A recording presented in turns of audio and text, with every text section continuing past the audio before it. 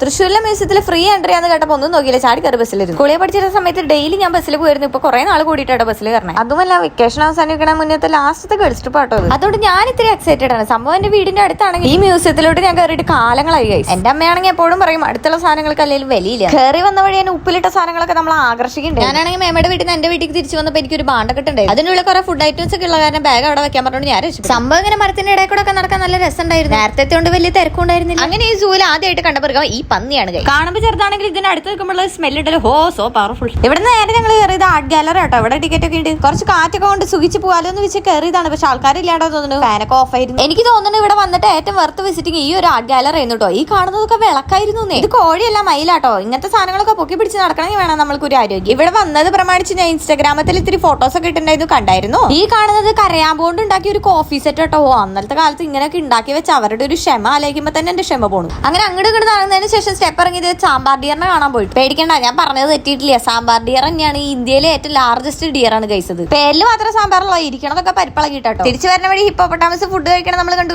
ഇതിന്റെ ഒക്കെ ഒരു തട്ട് കിട്ടിയാൽ മതി, നമ്മളൊക്കെ പേസ്റ്റ് ആയി പോയി. ഞാനാണെങ്കിൽ കഷ്ടകാലത്തിന് ഒരു ഹീൽസ് ഒക്കെ ഇട്ടിട്ടാണ് നടന്നത്. കുറച്ചങ്ങോട്ട് നടന്നപ്പോഴേക്കും എന്റെ കാലിന്റെ സൈഡിൽ നിന്ന് അങ്ങോട്ട് പൊട്ടി തുടങ്ങി. പിന്നെ റെസ്റ്റ് ഒക്കെ എടുത്തതിന് ശേഷം പുളിച്ചേട്ടനെ കണ്ടപ്പോഴാണ് നമ്മൾ അങ്ങോട്ട് എനർജി ചെയ്ത്. ഞാനാണെങ്കിൽ അതിന് കൊതിപ്പിക്കാൻ വേണ്ടിയിട്ട് കപ്പലണ്ടിയൊക്കെ പിടിച്ച് കാണിക്കേണ്ടിയിരുന്നു. നല്ല വിശപ്പുള്ളതുകൊണ്ട് തൊട്ടടുത്ത് ബേക്കറി കയറിയിട്ട് ഒരു ചിക്കൻ കട്ട്ലൈറ്റ് അങ്ങോട്ട്. ഇത്രയൊക്കെ നടന്നിട്ട് നമ്മൾ ആ ചെരുപ്പ് വരുമ്പോൾ കിട്ടുന്ന ഒരു ആശ്വാസം പറഞ്ഞറിയിക്കാൻ പറ്റില്ല. ഇതേപോലെ നമ്മൾ ആനിമൽ ഫാമിലി കയറിയ വീഡിയോ ഞാൻ താഴെ കൊടുത്തിട്ട് കാണാത്തവരുണ്ടെങ്കിൽ കണ്ടു നോക്കാൻ മറക്കല്ലേ. ബൈ.